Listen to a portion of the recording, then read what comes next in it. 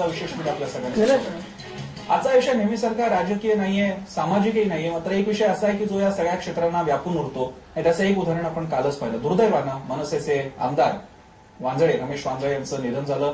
हृदयविकारानं त्यांचं निधन झालं आणि ही एक गोष्ट फक्त राजकीय क्षेत्रामध्ये मनसेपुरता किंवा अशी नाही, आपण त्याच्या पलीकडे जाऊन एक माणूस म्हणून विचार केला तर आपल्याला जाणवतं की खरोखर एवढा चांगला माणूस, एवढा व्यायाम करणारा माणूस, कुठलंही व्यसन नसलेला माणूस, सार्वजनिक जीवनात ऍक्टिव्ह असणारा माणूस, अचानक त्याला हृदयविकार किंवा हृदयाला स्ट्रोक काय येतो, कार्डियक अरेस्ट किंवा अशा त्याच्या गोष्टींमुळे त्याचे जीव काय जातो आणि खरोखर आपल्याला विचार करायला होतो की नेमकं हे हृदयरोग प्रकार आहे तरी काय आणि याच्यापासून कोण सुटू शकतं का, कोण याच्या कह्यात येऊ शकतं आणि याच्यासोबत वाचण्याचे काही पर्याय आहेत का. म्हणून हा विषय आज आपण सगळ्यांनी आपल्या सगळ्यांच्या जिव्हाळ्याचा खऱ्या अर्थानं हृदयाला भेटणारा असा हा आजचा विषय आपण घेतलेला आहे की हृदय अचानकच दगा का देतं. यावर बोलण्याकरता आपल्यासोबत आहेत माझा साक्षात्कारी हृदयरोग या अतिशय प्रसिद्ध पुस्तकाचे लेखक, सामाजिक कार्यकर्ते डॉक्टर अभय बंग. ते दूरध्वनीद्वारे आपल्यासोबत असतील. ते गडचिरोली इथं आहेत. याशिवाय माझ्यासोबत आहेत डॉक्टर प्रतीक्षा, ज्या प्रिव्हेंटिव्ह कार्डिओलॉजिस्ट त्या प्रिव्हेंटिव्ह कार्डिओलॉजिस्ट आहेत, या शाखेच्या त्या अभ्यासक आहेत, प्रॅक्टिसही करतात. याशिवाय माझ्यासोबत आहेत डॉक्टर मालविका तांबे, या BAMS आहेत आणि आयुर्वेदिक उपचार पद्धतीनं हृदयविकार त्याच्यावर नियंत्रण कसं ठेवता येतं, तो बरा कसा करता येऊ शकतो, याविषयी ते आपल्याला मार्गदर्शन करणार आहेत. या सगळ्यांचं मी स्वागत करतो. सगळ्यात आधी मला डॉक्टर बंग यांच्याकडे जायचंय. डॉक्टर, तुमच्या पुस्तकाद्वारे तर आपण सगळ्यांनी बघितलं सुद्धा, आपण डॉक्टर बंग यांच्याकडे जाणार आहोत. त्याच्यापूर्वी आपल्याकडे डॉक्टर प्रतीक्षा सुद्धा आहेत. प्रतीक्षा, हृदयविकार याविषयी बोलण्याच्या आधी ज्या प्रकारच्या टर्म्स वापरल्या जातात की कार्डियक अरेस्ट असेल, हार्ट स्ट्रोक असेल, हार्ट डिसीज असतील आणि हार्ट अटॅक असतील, या सगळ्यामध्ये फरक आहे? सर्वात पहिलं तर काय आहे की जे चेस्ट पेन आपल्याला येतो त्याला आपण अंजायना असं म्हणतो, तेव्हा रक्तपुरवठा कमी मिळतो हृदयाला. मग जेव्हा रक्तपुरवठा पूर्णपणे बंद होतो त्याला आपण हार्ट अटॅक असं म्हणतो किंवा स्ट्रोक असं म्हणतो. आणि जेव्हा अटॅक येऊन हार्ट बंद पडतो, म्हणजे अरेस्ट म्हणजे बंद, तर त्याला आपण कार्डियक अरेस्ट असं म्हणतो. पण याच्यामध्ये आपण हा सगळा डिस्कस करत असताना विषय ज्याच्यामध्ये आपण आता काही रिसेंट केसेस बघितल्या, म्हणजे विशेषतः आम्ही खास रेफरन्स द्यायचा झाला तर रमेश वांजळे, जे एक अतिशय ऍक्टिव्ह पर्सनॅलिटी होती, मात्र ते ह्या हार्ट डिसीजमुळेच ते वारले. नेमकी अशी काय कारणं होतात की एखादा चांगला धडधाकट माणूस सुद्धा याचा बळी ठरू शकतो? सर्वात महत्वाचं जे लोकांना मला स्टॅटिस्टिक्स द्यायचं आहे की 35% लोकांमध्ये हार्ट अटॅक हा पहिला आणि शेवटचा चिन्ह असतो, म्हणजे त्यांची मृत्यू होते. आणि दुसरे 35% लोकांमध्ये हार्ट अटॅक येऊन ते हॉस्पिटलाइज होऊन ते वाचतात. म्हणजे 70% लोकांना हार्ट अटॅक येतो त्यांना माहितीच नसतं की त्यांना हृदयविकार आहे. तर कधी कधी हे जे मायनर ब्लॉकेजेस असतात, ज्याला आम्ही अनस्टेबल प्लाग्स म्हणतो, ते रुटीन आपल्या टेस्टिंगमध्ये डिटेक्ट होत नाही आणि ते अचानक पुढे कधी काही इमोशनल स्ट्रेस म्हणा, कारण की आपल्याला मानसिक ताण पण असतो, तर जरी आपण व्यायाम करत असतो किंवा डाएट असेल, पण कधी कधी हे इरेग्युलरिटीज इन लाईफस्टाईलमुळे पण असं अटॅक्स वगैरे येतात. पण या संदर्भात मला मालविका तांबे यांच्याकडे पण जायचंय. डॉक्टर, तुम्ही आयुर्वेदिक उपचारानं या सगळ्या गोष्टीकडे पाहत असता. याच्यामध्ये आयुर्वेदामध्ये याच्यामध्ये काय लिहिलेलं आहे आणि ज्या अर्थी आयुर्वेदामध्ये या उपचाराविषयी लिहिलेला आहे याचा अर्थ हा अशा प्रकारचा आजार प्राचीन काळापासून दिसतोय असं म्हणू शकतो का? अगदी खरे. बघा कसं आहे की आयुर्वेदाप्रमाणे आपण हृदयाची व्याख्या आधी समजून घेतली तर आपल्याला कळेल. कारण हृदयाला आपण फक्त एक अंग म्हणून बघत नाही, पण हृदयाला सांगितलेलं आहे की मनाचं अधिष्ठान, म्हणजे ज्याला आपण चिंता वगैरे आता म्हणतो ते मनातनं येते, किंवा हृदयामध्ये आपलं जी चेतना असते त्याचं अधिष्ठान असतं. आपलं प्राण जे असतं, ज्याच्याने आपण खरंच जगत असतो, आपले सगळे हालचाली चालू असतात, त्याचंही अधिष्ठान हृदयाला सांगितलं गेलं आहे आयुर्वेदात. आणि सगळ्यात महत्वाचे म्हणजे ओज आणि शुक्र, हे जे सांगितलेले मेन वस्तू आहेत आयुर्वेदामध्ये की ज्याच्यामुळे आपलं एक्झिस्टन्स किंवा आपलं जे जगणं आहे या पृथ्वीवरचं ते मुख्य आधारित असतं. या दोन्ही सुद्धा स्थान जे आपण सांगितलं किंवा जे राहतात त्या जागी ते हृदय सांगितलं गेलं. त्यामुळे हृदयाला खूप मोठं स्थान आयुर्वेदात दिलेलं आहे. म्हणून कुठल्याही प्रकारच्या आपल्या वागणुकीतल्या चुका असतील तर त्या सगळ्या आपल्या हृदयाला जाऊन भिडतात. आणि म्हणूनच मानसिक ताण म्हणा, वागणुकीतल्या चुका म्हणजे आपण रात्री उशिरा झोपलो, आपण चुकीचं खाल्लं, आपल्याला काही व्यसन असलं, तर अशा प्रकारचं कुठलंही छोटं मोठं जे त्रास असतो तो जाऊन हृदयाला भिडतो. त्रास फक्त काय आहे की हृदय फार मोठं, म्हणजे आपण म्हणतो ना जसं एखाद्या कंपनीतले व्हाईस प्रेसिडेंट सारखं ते आपल्या शरीरात आहे, तर त्यामुळे ते कुरकुर फार कमी करतं. म्हणजे जोपर्यंत त्याला अगदी फार जास्त प्रमाणात त्रास होत नाही तोपर्यंत ते सांगत नाही. आणि त्यामुळे हृदयविकार जे आपण म्हणतो की एकदम आलं हे त्याच्यामुळे मला वाटतं जाणवतं. पण आयुर्वेद याच्याबद्दल खूप विस्तृत सांगतो, याच्यापासून वाचायचं कसं तेही याच्याबद्दल खूप व्यवस्थित आयुर्वेदात मार्गदर्शन आपल्याला सापडतं. मला डॉक्टर प्रतीक्षा यांना विचारायचं, डॉक्टर जर का असे काही रिपोर्ट्स येतात, न्यूज असतात किंवा रिसर्च सांगतो की गेल्या काही वर्षांमध्ये हार्ट डिसीजचं प्रमाण वाढत आहे, ते मेट्रोपॉलिटन सिटी अर्बन एरियामध्ये वाढत आहे आणि खास करून भारतामध्ये जिकडे फॅटी कोलेस्ट्रॉल एनरिच अशा प्रकारचं फूड खाण्याची हॅबिट्स जास्त आहेत त्या ठिकाणी हार्ट डिसीज पाहायला मिळतात. खरोखर हे स्टॅट्स तितकेच खरे आहेत का असं काही नाहीये कुणालाही हार्ट डिसीज होऊ शकतं? हो, खरोखर हे स्टॅट्स खरंच आहे, कारण की WHOच्या सूचनेप्रमाणे 2015 पर्यंत 60% कार्डियक डेथ्स भारत देशामध्ये होणार आहे. कारण की हल्लीची आपली जे दगदगीचं जीवन झालेलं आहे आणि मुख्य म्हणजे इंडियन्समध्ये जसं कम्पेअर टू वेस्टर्नर्स आपली आर्टरीजची साईज छोटी आहे, म्हणून if you live a wrong and irregular lifestyle आपल्याला हे आजार लवकर होतं. कारण की बऱ्याचशा लोकांना असं वाटतं की हार्ट डिसीज हा रिटायरमेंटचा आजार आहे, पण हल्ली आमचे 50% वरती जे पेशंट्स 25 ते 55च्या वयोगटात आहे, which is economically very productive age group, आणि त्याच्यामध्ये हे प्रतिबंधक उपाय हे खूपच महत्वाचे आहेत आणि त्याची जीवनशैलीमध्ये परिवर्तन खूपच महत्वाचं आहे. डॉक्टर मालविका, तुम्ही अनेक आयुर्वेदाच्या माध्यमातून हृदयरोगावरती उपचार करत असता. त्याच्यामध्ये काही विविध प्रकारची काही रसायनं वापरली जातात आणि काही खास त्या संदर्भातल्या प्रक्रिया सुद्धा आहेत.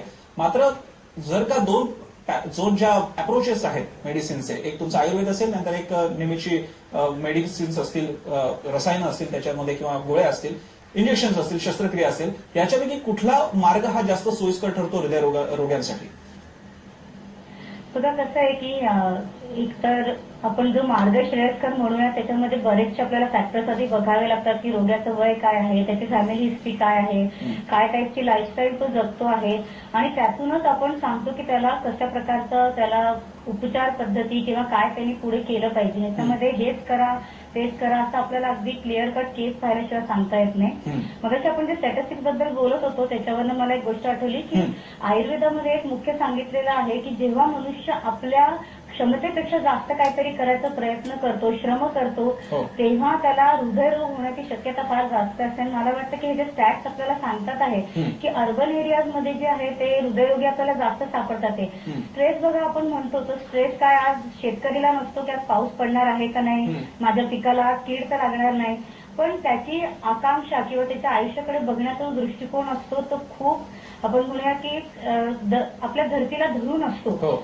आणि जेव्हा आपण हे अर्बन एरियामध्ये येतो तेव्हा आपण आपल्या क्षमतेपेक्षा किंवा आपल्या गरजेपेक्षा आपण जास्त विचार करतोय. म्हणजे आज एखादा सॉफ्टवेअर इंजिनियरला हार्ट अटॅक येण्याची संभावना का जास्त वाढते, कारण की त्याला विचार मनात हा असतो की 42 इंची टीव्ही लावू घरात का 55 इंची लावू. खरं 23 इंचाच्या टीव्हीवरती टीव्ही तेवढाच दिसतो ना. तर मला वाटतं की जास्तकडे पळण्याचा जो प्रयत्न आहे त्याच्यामुळे मला वाटतं की हृदयरोग जास्त वाढतो आहे आणि लाईफस्टाईलचा नो डाऊट आपल्याला कमी आहे. म्हणजे त्याच्यात आपल्याला सगळं सुधारण्याची गरज आहे, पण आपल्याला ना आपल्या आयुष्याकडचा दृष्टिकोन बदलण्याची फार गरज आहे याच्यामध्ये. आणखी एक मुद्दा या स्टॅट्सच्या बद्दल बोलत असताना डॉक्टर प्रतीक्षा यांना मला विचारायचं आहे की याच्यामध्ये सेक्स रेशो पण डिफाईन्ड आहे की फक्त पुरुषांमध्येच अशा प्रकारे हार्ट डिसीजेस दिसतात की स्त्रिया सुद्धा तेवढ्याच त्याच्या विक्टिम्स ठरतात?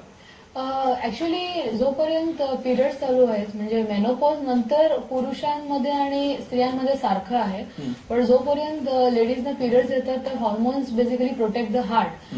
पण हल्ली आपण जे सुपर वुमन सिंड्रोम बघतो की घर सांभाळायचं, मुलं सांभाळायची, तर हल्ली आमच्याकडे 35-40 वर्षाचे पण केसेस येतात.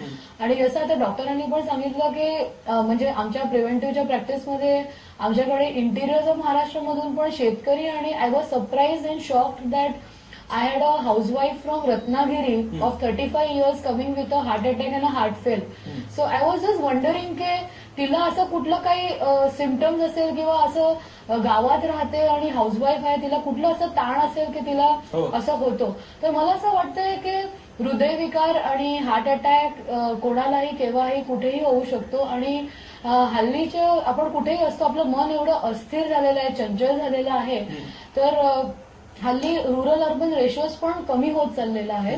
मला असं वाटतंय की रुरल एरियाजमध्ये अवेअरनेस कमी असल्यामुळे स्क्रीनिंग कमी होतं आणि लोकांना माहिती कमी आहे आणि तिथे मेडिकल फॅसिलिटीज पण कमी आहे. पण डेफिनेटली इंटिरियर्समध्ये पण रेशोज आर इन्क्रीजिंग.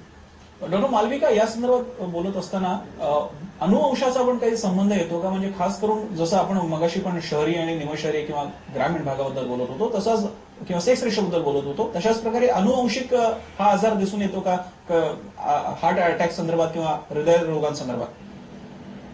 अगदी बघा, अनुवांशिकता तर ती आहे, ती सगळ्यात महत्वाची याच्यामध्ये असते. कारण की आपलं शेवटी हृदय जे येणार आहे अंग, ते शेवटी आपल्या आई वडिलांकडूनच येतं. आणि मुख्य जे आयुर्वेदिक दृष्ट्या आपण विचार करतो तेव्हा सगळ्यात मोठी गोष्ट जी जाणवते की लाईफस्टाईल डिसऑर्डर तुम्ही म्हणा किंवा तुम्ही स्ट्रेस म्हणा, या सगळ्यांनी सगळ्यात मोठा त्रास जो होतो आहे तो आपल्या पचन संस्थेला होतो. आणि पचन संस्था ही जी आहे ही तर अनुवांशिक आपल्याला येतेच. आणि त्यामुळे हे जे काही होणारे त्रास आहेत हे अनुवांशिकतेबरोबर जेव्हा लाईफस्टाईल प्रॉब्लेम्स जुळतात आणि काही अजून त्याच्याबरोबर स्ट्रेस फॅक्टर्स जेव्हा आयुष्यातले जुळतात तेव्हा हा आजार पुढे येतो. आता आमच्याकडे येणारे बरेचसे असे रोगी आहेत की जे लहानपणापासून त्यांच्या हार्टच्या आयदर मसल्स वीक आहेत किंवा हार्टमध्ये भोक आहे, पण आतापर्यंत खरोखरी आयुष्यात कुठेतरी स्ट्रेस न त्यांनी सहन केल्यामुळे त्यांच्यामध्ये सिम्पटम्स दिसत नव्हते. आणि नंतर हे सगळं जे काही थोडंसं आपण म्हणूया की शक्ती कमी होती किंवा उत्साह कमी होता आयुष्यातला, या सगळ्यातनं येऊन ते जेव्हा ट्रीटमेंट करायला आले तेव्हा त्याच्यातनं जाणीव झाली की अरे आता हार्टशी रिलेटेड प्रॉब्लेम आहे. त्यामुळे अनुवांशिकता हा तर अगदी खूप मोठा मुद्दा मला वाटतं की या सगळ्या आजारांमध्ये आपल्याला बघावाच लागतो. डॉक्टर प्रतीक्षा, या संदर्भात गेल्या काही दिवसांमध्ये खास करून दिसून आलं की रिझल्टच्या संदर्भात परीक्षांच्या अनुषंगाने टीन एज आणि त्याच्यानंतरचं जे वय आहे साधारण धरून चालू आपण साधारण 10-11 पासून ते अगदी 20-21 पर्यंत, याही वयामध्ये 25 पर्यंत सुद्धा हार्ट डिसीज असणाऱ्या तरुणींचं प्रमाण सुद्धा दिसायला लागलेलं आहे. विशेषतः पुन्हा एकदा अर्बन एरियाज त्याच्यामध्ये येतो. याबद्दल आपल्याला काय वाटतं? हो, सर्वात पहिले जरा अनुवांशिकतेचं मला आणखीन एक पॉइंट सांगायचं जो खूप महत्वाचा आहे की अनुवंशिकतामध्ये काय आहे की जे आपण कोलेस्ट्रॉल टेस्टिंग करतो, सर्वात मध्ये ॲलोपॅथीमध्ये गाईडलाईन्स अगदी क्लिअर आहे प्रिव्हेन्शनसाठी की जे लोकांनी इंग्लंडमध्ये रिसर्च केलेली की ब्लॉकेजेस मेन मला प्रेक्षकांना सांगायचं की हार्ट अटॅक येण्याचं कारण काय आहे की हृदयाच्या प्रमुख 3 रक्तवाहिनी असतात ज्याला आपण कॉरोनरी आर्टरीज म्हणतो. आणि त्याच्यामध्ये जेव्हा ब्लॉकेजेस निर्माण होतात म्हणजे अडथळे निर्माण होतात, मी एक पुस्तक पण लिहिलेलं बायपासला पर्याय, त्याच्यामध्ये सगळं डिटेल्समध्ये आहे. तर ते ब्लॉकेजेस 70% वरती जेव्हा जातात तेव्हा हे हृदयाला रक्तपुरवठा कमी मिळतो. आणि हे ब्लॉकेजेसची सुरुवात टीनेज पासून सुरुवात होते. That is what was proved in this England research study, जिथे कार ऍक्सिडेंटमध्ये जे मुलांची मृत्यू झाली त्यांच्या पोस्टमॉर्टममध्ये त्याला आढळलं. तर बरेचशे वेळा जे आपल्याला 40 वर्षाला किंवा 70 वर्षाला जे ब्लॉकेज दिसतात त्याची जी बीज आणि किंवा जे निर्माणची जी स्थिती टीनेज पासून असते. तर राईट, तर food habits that was I was coming to that this teenagers are getting because nowadays there is lot of fast food, irregular eating आणि refined carbohydrates, maida based items are increasing, lot of sugars आणि पालेभाजी आणि फ्रुट्सचं प्रमाण अतिशय किंवा नकोच त्या बरोबर आहेत. आणि मेन म्हणजे की एक्सरसाइज नाही आहे.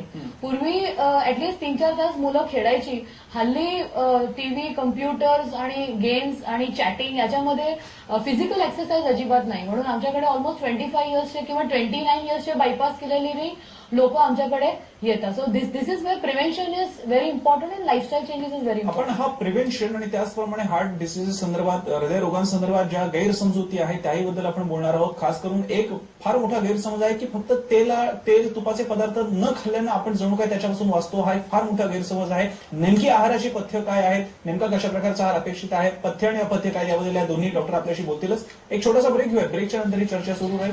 पाहत राहा स्टार मास्टर.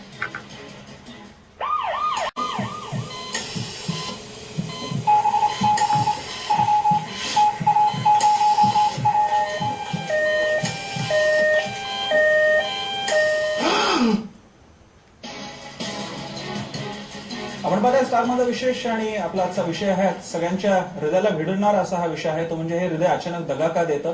त्याला एक खास संदर्भ आहे, थोडासा हळवा असा संदर्भ आहे. तो म्हणजे मनसेचे आमदार रमेश वांजळे यांचं काल हृदयविकारानंच निधन झालेलं आहे. आणि त्याच्यामुळे खरोखर प्रश्न आपल्याला सगळ्यांना राजकारणाच्या पलीकडे जाऊन पडायला पाहिजे की अशी काय स्थिती आहे की अशा अनेक केसेस सध्या गेल्या काही दिवसांमध्ये बघायला मिळालेल्या आहेत. प्रत्येकाच्या जीवनाशी संबंधित असा हा विषय.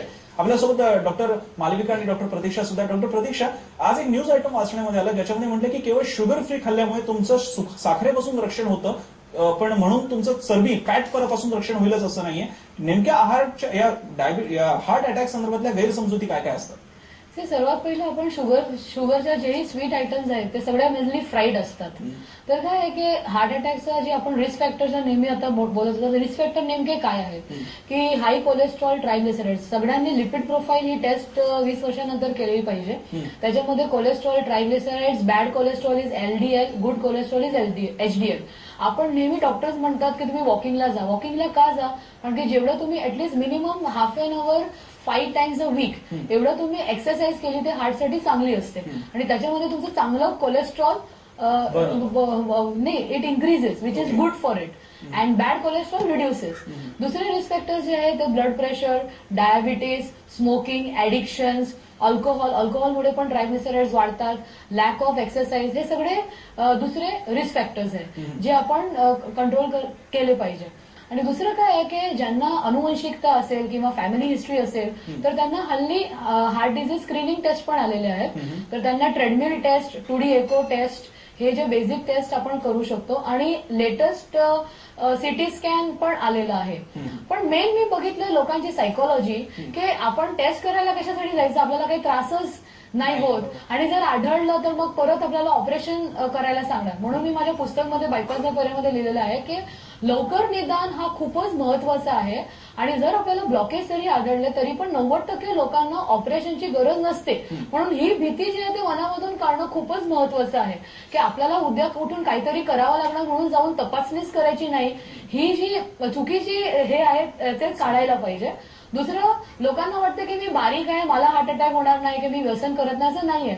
मला असं वाटतं की हृदय दगा देत नाही, आपण हृदयाला दगा देत असतो. मला डॉक्टर मालविकांकडे जाण्यापूर्वी प्रतीक्षा, तुम्ही ज्या डिसिप्लिनच्या आहात प्रिव्हेंटिव्ह कार्डिओलॉजी, त्याच्या संदर्भात सांगा. विशेषतः सडन हार्ट अटॅक्स आणि अशा प्रकारचे आजार टाळण्यासाठी काय उपचार पद्धती अवेलेबल आहे? मी जे सांगितलं की आपण जे म्हणतो की हृदय आपल्याला दगा देतो, पण प्रत्येक दिवसाला प्रत्येक क्षणमध्ये आपण हृदयाला दगा देतो की नाही ते प्रत्येक माणसाने त्याचा विचार करायचा आहे. कारण की जेव्हा पण आपण वेळोवेळी जेवण घेत नाही तेव्हा आपण आपल्या हृदयावर दुष्परिणाम करतो, चुकीचं जेवण खातो, मग नंतर आपण मानसिक ताण, चिल्लमचिल्ली, अँगर, इरिटेबिलिटी हे सगळ्यामुळे होतो, किंवा मनामध्ये डिप्रेशन, नेगेटिव्हिटी याच्यामुळे होतो, शुगर्स वगैरे वाढलेले असतात, ब्लड प्रेशर.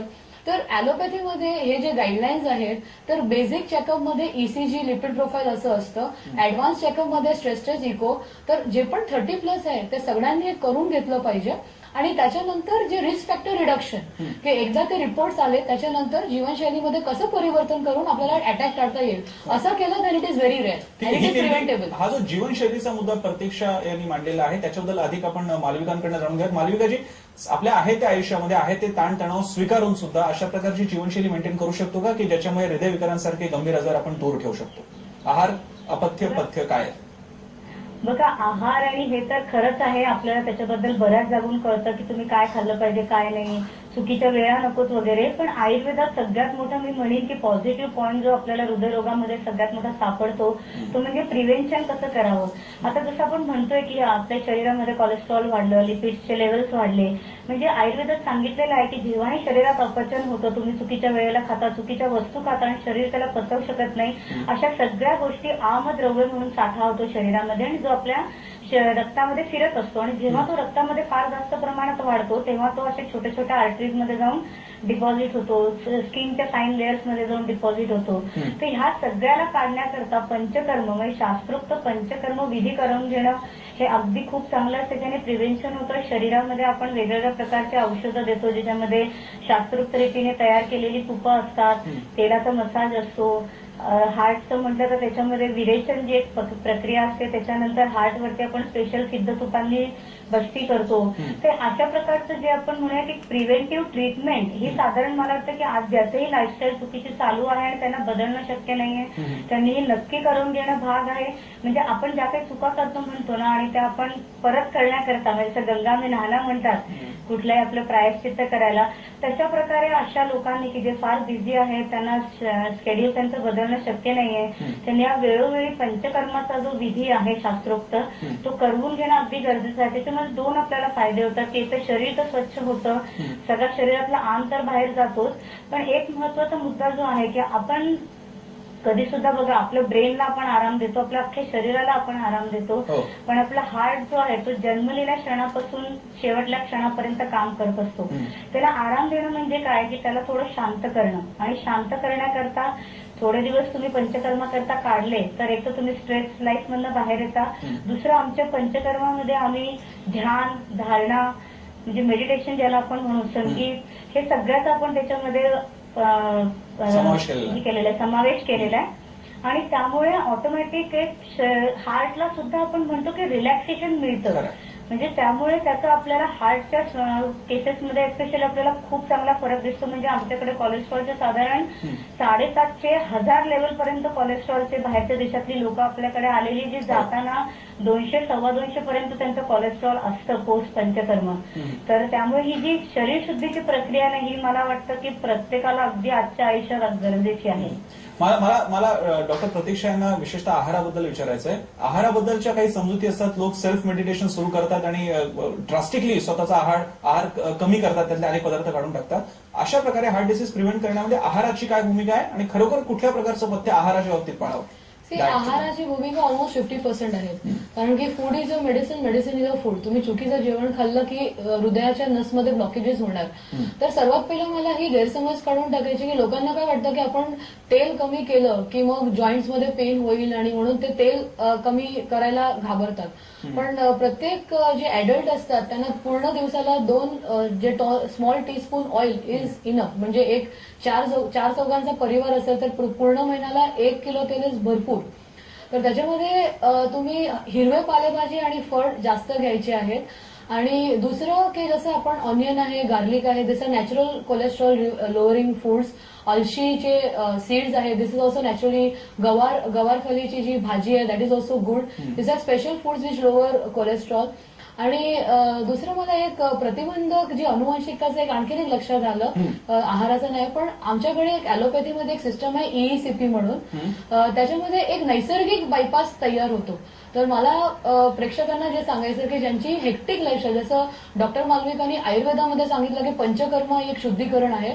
तर आम्ही एक EECP म्हणून जे आमच्याकडे टेक्निक आहे त्याच्यामध्ये आम्ही एक नैसर्गिक बायपास तयार करू शकतो, जेणेकरून एवढ्या हार्टमध्ये आर्टरीज निर्माण होणार की समजा कधी काही ब्लॉकेजेस आले आणि हृदयविकाराचा झटका पण आला तर तुमचे सर्व्हायव्हल चान्सेस आर फार फार मोर बेटर. तर आपल्याला अजिबात घाबरायची गरज नाहीये. 80% heart attack is preventable. Latest lot of methods are available. हे माझ्या मते हार्ट अटॅक अज्ञानामुळे जास्त होत आहे. तर असं लोकांना टेस्ट वगैरे केली आणि उपचार केले तर नक्की आपण त्याला टाळता येतं. डॉक्टर मालविका, हृदयरोगाबद्दल बोलत असताना हृदयरोग ही सगळ्यात शेवटची स्टेज असते का ती डेव्हलप होणारी स्टेज असते? म्हणजे अमुक आजारांचा की अमुक जीवनशैली त्यातल्या चुकांचा अंतिम परिणाम हा हृदयरोग होण्यात असतो? बघा, दोन्ही प्रकारे असतं. म्हणजे हृदयरोगातनं सुद्धा रोग उत्पन्न होतात. म्हणजे अनुवांशिकता म्हणजे जन्मतःच काही असलं तर त्याच्यातनं सर्क्युलेशन शरीरातलं बिघडून सुद्धा रोग होतात. आणि हृदयरोगात परिवर्तन होणारे सुद्धा खूप रोग असतात. त्यामुळे कसं आहे की अपचन म्हणून हा आयुर्वेदातला खूप मोठा मुद्दा आहे. म्हणजे आयुर्वेदात सांगितलेलं आहे की तुम्ही आहात जे तुम्ही खाताय, म्हणजे 100% ऍक्च्युली आधी आहारावरती जोर दिलेला आहे आणि त्याच्यावरून आपलं सगळं आयुष्य किंवा आपलं शरीर तयार होतं असं सांगितलेलं आहे. त्यामुळे खाण्यापिण्याचं जसं मी मगाशी म्हटलं तुम्हाला की शुक्र धातू आणि ओझ हे जे आयुर्वेदाचे मुख्य आधारस्तंभ आहेत आयुष्याचे, त्याच्याकरता म्हणून खाण्यामध्ये उलट सांगितलेलं आहे की दूध घ्यायला पाहिजे, तूप घ्यायला पाहिजे, खडीसाखर, म्हणजे हे जे काही सगळे शरीराला पोषक असणारे जे द्रव्य असतात ती सगळी घेतली. म्हणजे आता बघा, साधारण उदाहरण सांगते की कुठे तुम्हाला जर काही घाण जमली असेल तर ती काढायला कधी सुद्धा आपल्याला एक ज्याला आपण म्हणतो की एक स्नेहाचा मॉलिक्यूल लागतो. म्हणजे इव्हन आपल्याला शरीरातनं कपड्यातनं घाण काढायची असेल तरी सुद्धा त्याच्यामध्ये ऑइलचे काही काही वेगवेगळे प्रकार टाकले जातात. तर तसेच हे जे स्नेहाचे प्रकार आहेत ते शरीरात असणं खूप गरजेचं आहे. तरच म्हणजे शरीर जेवढं करडं, जेवढं ड्राय होतं तेवढं त्याच्यामध्ये आजार होण्याची संभावना जास्त असते. आणि म्हणून कोणी सुद्धा मी म्हणेन की उलट तेला तुपापेक्षा पासून घाबरू नये. उलट या गोष्टी ज्या आहेत या रोजच्या आहारात काही प्रमाणात असणं गरजेचं आहे. तुपाबद्दलचं उलट एवढंच फक्त मी म्हणेन की तूप जे आहे ते नेहमी चांगल्या प्रक्रियेने, म्हणजे ज्याला आयुर्वेदिक प्रक्रिया आपण म्हणतो की दूध गरम करणं, मग त्याची साय एकत्र करणं, त्याला विरजण लावणं आणि मग त्याच्यातनं जे दही तयार होतं, दह्याला करून जे लोणी आणि लोण्याला गरम केल्यानंतर जे तूप तयार होतं, अशा प्रकारचे जे तूप आहे त्याने उलट जे चांगलं कोलेस्ट्रॉल आहे मला मालविका, तुम्हाला आणि डॉक्टर प्रतीक्षा यांना थोडक्यात विचारायचं आहे. आपल्या प्रेक्षकांसाठी आपल्याकडे वेळ कमी आहे. आपण दोघांनीही प्रत्येकी 5-5 पॉईंट सांगा की ज्याच्यामुळे आपण हृदयाचे विकार दूर ठेवू शकतो, त्याच्यातून वाचू शकतो. मालविका, फक्त 5 पॉईंट्स. तुला सगळ्यात पहिले तर जेवणाच्या वेळांकडे लक्ष दिलं पाहिजे. दुसरं, रोज न चुकता प्राणायाम, ओंकार आणि मेडिटेशन आणि संगीत ऐकणं हे नक्की करायला पाहिजे. तिसरं, रोज तुम्ही अंगावरती तेल नक्की लावा. एखादं चांगलं जे आयुर्वेदिक सिद्ध तेल असेल, संपूर्ण अंगावरती नाही जमलं तर निदान छातीवरती तरी रोज लावून झोपायला पाहिजे.